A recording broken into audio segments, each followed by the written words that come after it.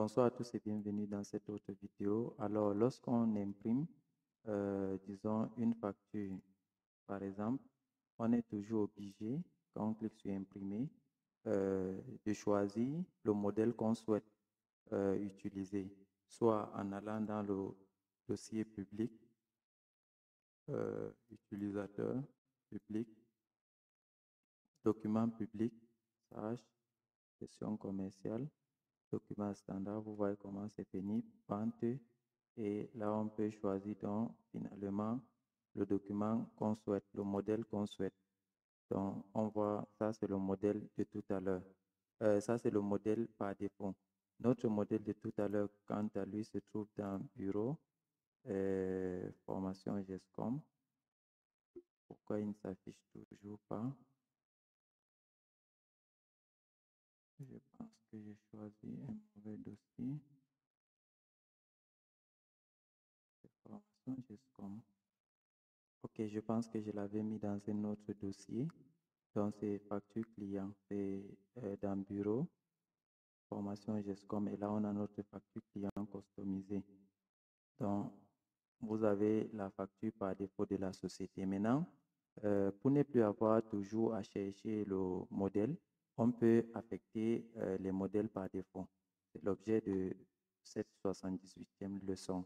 Donc, vous venez dans Fichier, paramètres de société, et là, naturellement, document. Et je pense que touche numérotation, non. On va fermer. Là, on va aller dans gestion article, tiers, document logistique, comptabilisation, modèle. Voilà. Et là, document de vente. On peut dire par exemple que pour le devis, bon, prenons la facture. Pour la facture, on a pour l'impression, le modèle d'impression sera, je clique ici, ça sera ce qui est dans notre programme. Attention, c'est un modèle BCG, devis modifié, pour ma facture customisée. Pourquoi j'ai toujours le souci ici? La voilà. Je copie le chemin. Puis, je viens ici, je colle le chemin. Voilà. Donc, notre facture client customisée est là. Pourquoi je ne la retrouvais pas ici? Vous l'ouvrez et vous cliquez.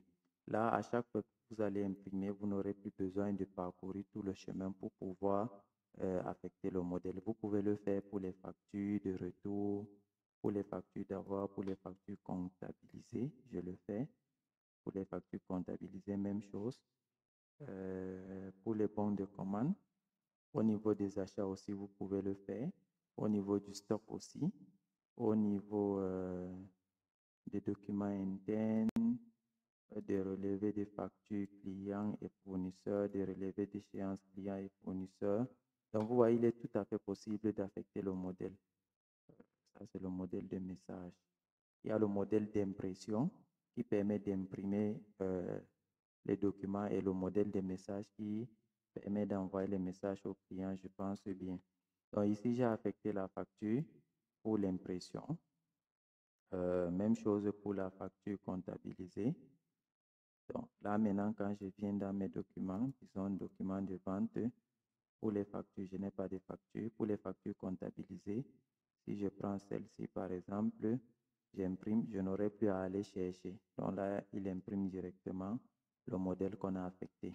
Donc voilà un peu comment faire et c'est très pratique, surtout pour ne pas embêter les utilisateurs du logiciel et leur dire de toujours faire le parcours. Ils peuvent se tromper.